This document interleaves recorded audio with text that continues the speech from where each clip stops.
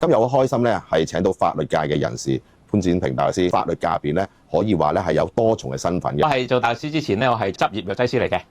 咁咧就係好正好舒服嘅。我就喺私人執業嗰度就做咗9年。跟住咧我就喺律政司嗰度咧就做高級檢控官啦，都好好嘅，我好開心，好中意嘅。